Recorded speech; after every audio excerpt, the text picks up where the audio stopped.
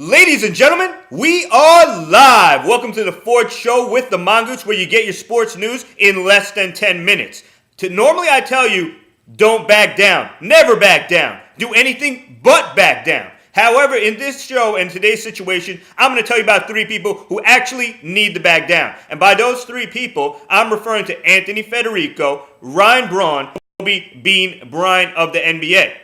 Let me tell you why each one of these people needs to back down, starting with Mr. Anthony Federico. For those of you that don't know, Anthony Federico is the now infamous ESPN headline writer who allowed the headline "Chink in the Armor" to be run with Jeremy Lin's picture above it, turning the ball over. Mr. Federico stated that he meant no ill harm by it. He didn't mean to be disrespectful to Asian heritage in any type of way. He went on to, in an article, detail his charitable work, his help for his friends, and other instances where he has been a good guy. I'm not doubting that Mr. Federico was a good guy, but he needs to back off that allows him to get away with what he did. Whether it was intentional or not, writing a headline stating "chink in the armor" is an obvious double entendre and a pun which was used to really show a disrespect to Asian heritage. Even if it wasn't intentional, it had that result. So ultimately, it does not matter what Mr. Federico's intent was. He needs to show better judgment as an ESPN headline reporter and not run that headline. Now, he has his explanation stating that he meant it in no ill way and in no derogatory way towards Asian Americans or Asian people of any type. However, I would say that his explanation, I just don't buy it.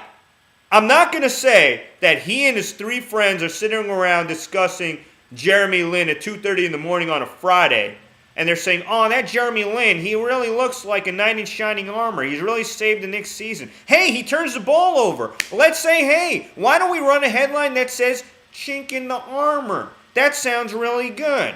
No, that's not what happened. What happened, and I have no proof of this, but at the same time, this seems more logical. Tell me if I'm wrong. Mr. Federico, along with his producer friends, were sitting around, maybe having a few adult beverages, discussing Jeremy Lin. Oh man, Linsanity, one says. Linsane in the membrane, another says. A Lin within a Lin. Linception, another one says. Then it gets to Mr. Federico's turn, and he says, yeah, maybe Linsanity, and maybe Linception, and maybe Linsane in the membrane. But you know what? His fatal flaw is turnovers. Maybe that's Mr. Lin's chink in the armor. Everybody laughed. Mr. Federico, maybe after a few beverages, maybe not, but I'm thinking after a few beverages, maybe with a little lapse in judgment, says, hey, maybe it's a good idea to run this headline. Had he been thinking clearly, had it been not even 2:30 in the morning, I doubt he does run it. Bottom line is that headline runs from 2:30 a.m. to 3 a.m. Eastern Time. Eventually it's taken down, but the damage is done. At that point, Mr. Federico could do nothing to save his job. ESPN did the right thing. Do I feel sorry for Mr. Federico? Absolutely. From reading the article, he seems like a good guy, and he seems like he's done a lot of work to help people. But you have to separate that from the mistake he made in this instance. Unfortunately, there are consequences for our mistakes in this life, and Mr. Federico had to pay with his job with this one. Because he ultimately had, even if it wasn't intentional, the result of his headline was insulting an entire group of people. China makes up 1 billion people. That's probably 1/5 of the world. So if you unintentionally or intentionally insult that large a number of people, you need to go. Your job needs to go. And unfortunately, that's what happened for Mr. Federico. I'm not going to say I wish ill will on him. I hope he lands on his feet. But at the same time, ESPN needed to take action here, and something needed to get done. So Mr. Federico should get back down from a statement that he did not deserve to be fired, if in fact that's what he's saying. And he needs to just accept that, hey, he was fired, he's wrong, he needs to stop getting into the to volunteer work he's done, because that has nothing to do with it. He needs to back down, he needs to step down, he needs to go away. Now let's get to another guy who needs to back down. I'm talking about Ryan Braun. Ryan Braun basically got a steroid test positive. However, because of a technicality in the chain of custody in baseball, where the sample was not delivered directly to Major League Baseball on the day the sample was actually taken, and instead was delivered 3 days after the fact, Mr. Braun was allowed to plead his innocence, and an arbitration panel basically allowed him to become innocent by a 2-1 vote. To me, I disagree with the fact, although I agree with the decision if the rules were not in fact followed, I disagree that Braun has proved his actual innocence in this matter. Unless someone can explain to me how someone can sprinkle remnants of steroids produced by the human body in a petri dish and then ship it over to Major League Baseball, I'm not buying Ryan Braun's explanation. I'm buying that he got off and deserved to get off, but I'm not buying his explanation that he proved his innocence by arguing successfully in this instance. All he proved was whoever took the sample, for whatever reason, had an inkling to hold on to the guy's urine for 2 days and keep it in his apartment. I don't know why. I guess everybody has a fetish or something. Maybe this guy's fetish was Ryan Braun's urine or something like that. But the bottom line is the guy who held the urine and was responsible for shipping it that day failed in his job and kept it in his apartment, and that resulted in the test not being upheld. Not because Ryan Braun did not get proven of taking steroids, but because it was not a valid test through a chain of custody argument.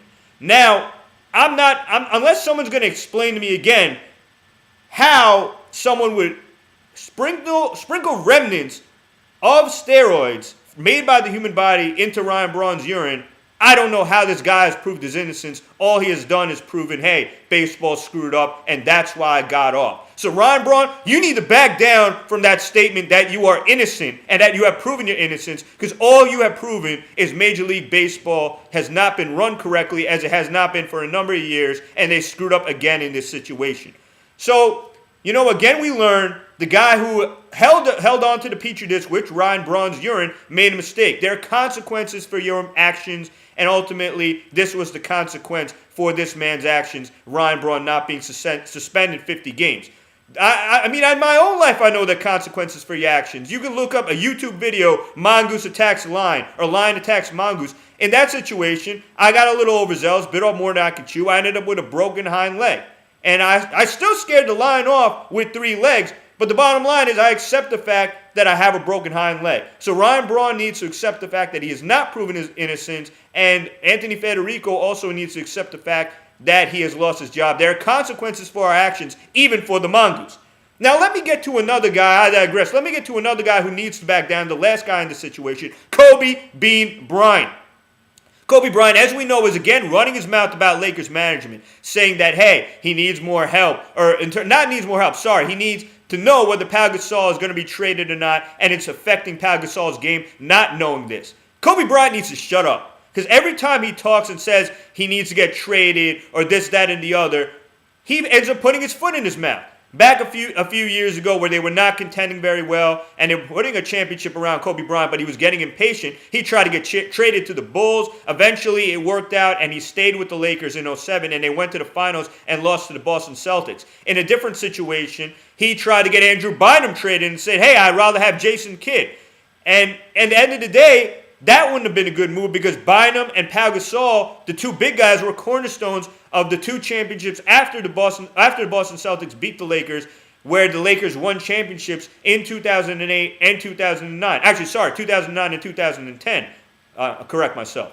So at the end of the day, keeping Andrew Bynum was the right move. Kobe Bryant was wrong when he tried to get Andrew Bynum traded. And based on past experiences, Kobe Bryant does not know what he's doing when it comes to personnel. So he should shut his mouth and not talk about the Pau Gasol situation right now and talk about Mitch Kupchak saying that he needs to decide now whether Gasol is going to be traded or not. Because Mr. Bryant, championships are won in June. If Mitch Kupchak can provide a good deal and ship Pau off to make you a better team in June to win a championship, and that requires waiting, then you need to allow Mr. Kupchak to wait. His track record speaks for itself, as he has provided you 5 championship squads, provided you talent that includes Shaquille O'Neal, Pau Gasol, Andrew Bynum, Ron Artest, Derek Fisher, the list goes on and on and on. You, my friend, do not know how to build a championship team. You need to just play to win the games and not get involved in any of this trade talk. Again, these are 3 guys who need to back down. I'm talking about Kobe Bryant, Ryan Braun, and Anthony Federico. You, on the other hand, my viewers, need to not follow the example of these 3 guys. Remember, never back down. This is the Mongoose, and as I always say, I'm not backing down.